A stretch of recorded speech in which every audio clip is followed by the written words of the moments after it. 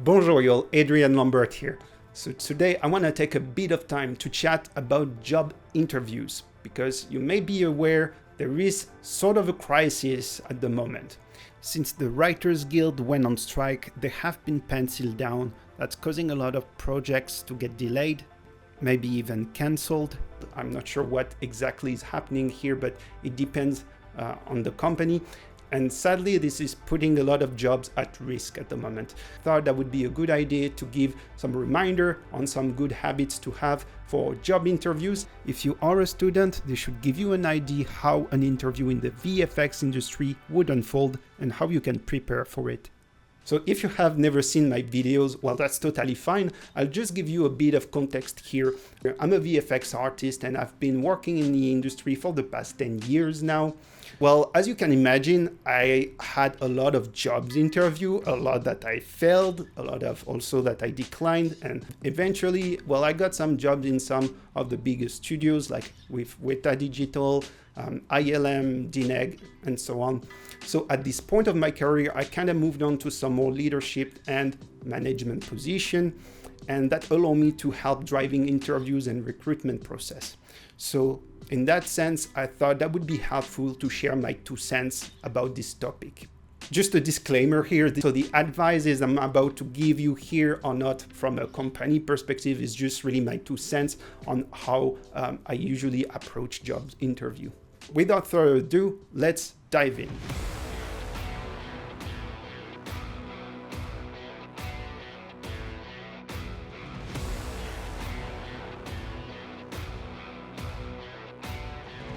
So if you've made it that far and got a job interview, congratulations, it means you have been selected among potentially hundreds of candidates. That's pretty big achievement in itself, so you can give yourself a tap in the back. And yeah, it means you have potentially the right artistic and technical skills based on your portfolio and on your showreel. So that's not guarantee you get the job yet. The interview is sort of here to make sure that this work that you showcase is yours. Because that's a component that you will want to demonstrate, of course, that it is you that actually created those artworks or whatever you are showcasing within your reel. The other component of the interview is here to establish if you are a good fit to work within the team of the company. So in general, there are a few set of skills that you will want to demonstrate throughout the interview. Depending on the company, they might not value those skills as much as one other, but well, the first one I would say is teamwork. It's not exactly a quality, right? It's more like, are you a team player? That's what I mean, okay? So you need to sort of demonstrate that you are able to work within a team. How do you contribute to it? Interviewer will ask you a bunch of questions about your experience at different companies. And we want to see that you are actually contributing to the team effort on creating big shots or helping on a pipeline or this sort of thing. So team player, that's a pretty important one because at the end of the day, VFX is all about teamwork. We all work together to try and make the best possible shot. The second skill you will want to show would be, I would say, problem-solving skills. This one is important because, as you can imagine, in VFX industry, nothing works as expected. So be ready for that. There's new challenges, new issues to tackle on a daily basis. So we want to make sure that you have the right mindset and that you don't freak out when there are some new challenges coming your way. And if you are just blocked and you are like not proactive about it, well, that's probably the kind of behavior that would get rejected. And this is something that you can show by just talking about your experience, how you are approaching the different projects you've been working on, whether it's personal project or some experience at work, this sort of thing. We want to establish you have problem-solving skills. The third one would be your capacity to adapt. because obviously every company has their own ways to work. They have sometimes proprietary tools, and it means that the employer needs you to learn pretty fast. So we want to establish that as well. So if during some of your past experience, you've been learning some software in no time, or you had to learn this specific tool to make the job work, that's the sort of thing that you can tell during the interview. So remember, whatever the question, you will want to show some sort of strength within these skills: teamwork, problem solving, and capacity to adapt. Now, there is this question that will 90% of time come up, which is, talk about your experience. What's your background? Tell us about yourself. Very generic question, and that can be a bit intimidating to answer. Where do you even start? In general, people will just describe their resume, right? I studied here, I did that, I work here, worked on this project, but you're not adding value to what we already know. As you can imagine, the interviewer probably read your resume like 10 times, okay? You can take this question as an opportunity to tell us about your real skills. And usually the way I go about answering this question is to, sure, describe where I worked, but what kind of challenges did I face there? What kind of task did I have to do? And how did I solve them? What was my approach? So if you're answering this question the right way, you have the opportunity and the chance to tell a lot about who you are to your interviewer. And that's something that you don't want to miss out. So my advice, whatever is your level, whether you are new to the industry or you are senior, take the time to rehearse this question, because it can be charged in a lot of positive values for your employer to see. So remember, do describe your experience, whether you've been working on graduation movie, showreel, any film project, TV, whatever, but always give a sense of what was the challenge and how did you face them. And that's the sort of thing that will trigger more question for the interviewer and give a very interesting conversation to work on. And in the very same way, at one point someone during the interview will ask you to break down some project within your portfolio or your showreel, and you want to keep the same sort of approach where, sure, you describe your work, what you did there, what kind of software you use, but also you break down what was the main challenge. Was it a teamwork? Did you have to figure out some new workflows to come up with this project? That sort of thing really add value to your interview and can help interviewer engage a bit more and ask more and more relevant questions. If you are presenting a showreel and you've been working on big shows, well, the issue with that is mostly that it's hard to figure out what aspect of the shot or an asset you've been working on, because usually it's a big teamwork. And in that regard, you don't want to take credit for something you didn't do. So I would say it's important to be honest about the scope of the work you actually did on the shot. It's a small industry. If anybody within the interview actually knows the truth, well, that can be really bad for your reputation. You will suffer from that quite a long time and potentially have a very difficult time finding a job. I prefer flagging now. That being said, there are some generalists who are perfectly able to pull off a shot by themselves, like 80-90% of the shot. If it's the case, that's something that we want to know. In any case, it's just important to keep being honest. One more thing that you will want to keep in mind throughout the interview is show genuine interest for the role and the team you would be working with. If you're acting all disinterested and acting like you don't care, that's going to be pretty awkward. Interviewers want to see if you are genuinely interested in working with them. Usually during the end of the interview, there is a time for you to ask some question to the team, whether it's to the supervisors, lead, or artists that might be contributing to the interview, right? So do ask question.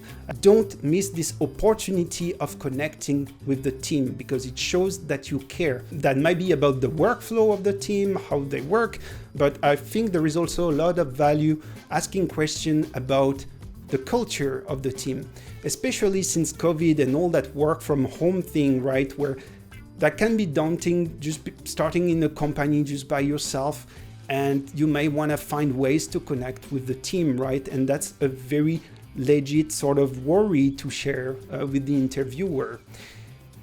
So in that sense, if you're asking, I don't know, if the team is kind of organizing some team events, maybe some games, sport together, well, that kind of shows that you're not just here to take a paycheck, but you're genuinely interested in connecting with the team, potentially make some friends, that sort of thing. Keep in mind, showing interest for your role and the team is important. After that, it's usually a good idea to send a follow-up email to the HR and just thank the team again for the time. And after that, I guess there's nothing else to do other than wait and see if the employer is gonna make a job offer.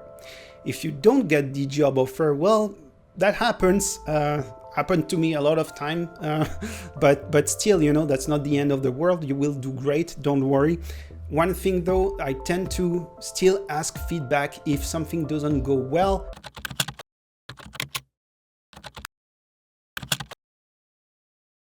Is it a presentation thing? Is it maybe you need to spend some more time working on your portfolio? This way you have an idea on what exactly you can do different for the next job interview. So I think it's always important to stay in this sort of mindset where you always will want to improve things. Hopefully, if you follow the advice from this company, you will make it in no time. One last thing to talk about is dress code. In VFX industry, I don't feel like we are particularly picky about dress code, but I would say in general for an interview, don't show up in your PJ or I don't know, whatever comfy outfit you may have to work from home. Maybe try and upgrade to something a little bit more professional. You don't need to show up in a suit, of course. I mean, if it's your lifestyle and you are like dressing with a suit every day, sure, do it. In the end, it's getting an idea of who you are, right? Yeah, that's all I say about the things to do. That's already quite a few things. Now, I also want to mention the things that you shouldn't do at a job interview. First thing, no matter if it is on site or a remote meeting or a phone call, don't be late to an interview. If this happens, you should apologize extensively and have some pretty solid excuse.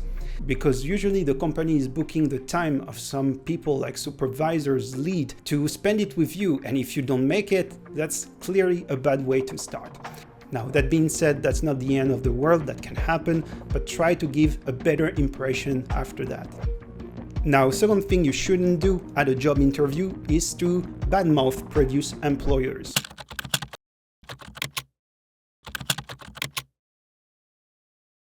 Because it means that potentially you could do the same with the current one you are applying for. And yeah, nobody wants that, right? No matter if you had some bad interaction with some people at your past work or bad experience in general, I think it's important to stay positive. If there's some negative aspect, don't try to blame it on someone specifically or throw someone under the bus. That's not the goal of the interview, obviously. And we mostly want to see how you handle the situation in that case. The third thing I would flag is acting overconfident. That might not be a great strategy for your interview. If you're using some statement like, I'm the best at this, well, you'd better have some solid material to back this up. Even if it's the case and you are the best at something, well, good for you. But that might come across as someone who has a big ego, and usually that's not a great way to fit in a team, and that might raise some concerns, to be honest. So yeah, try to water it down if it's the case. And personally, I'm a bit sort of cautious with people who are always good at showing themselves in their best light and kind of while acting very confident, ended up the one performing in the most disappointing way. I think it's important to stay humble in your interviews and be honest about your skills and the truth about what is your experience, because even if you are hired, we will see very quickly how well you can perform or not. So last thing I wouldn't recommend for a job interview is dominating the conversation. What I mean by that is, if you are talking with yourself and you're not letting the interviewer ask questions, well, that can get pretty awkward and pretty tiring for everyone. Instead, sure, you want to take the time to answer the question, but you also want to let some breathing room for the interviewer to ask you some more questions.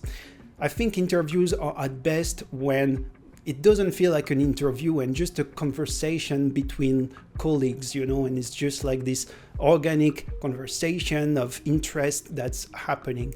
In that case, that's the best way an interview can happen. So yeah, do not forget to let some breathing room for people to talk and ask you questions. Don't be scared of silence either. That can happen, but somebody will jump in and ask something if that happens, no worries. So yeah, that's pretty much all I can think of. So if anyone has any sort of recommendation, tips on how to have a successful interview, feel free to comment.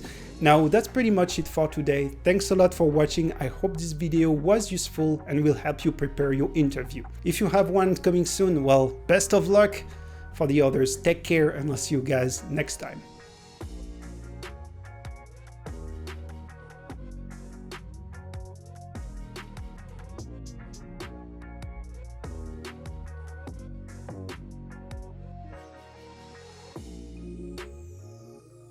In that regard, it's important not to take credit for something you didn't do. It's important to be honest about the work you did. That's what I mean.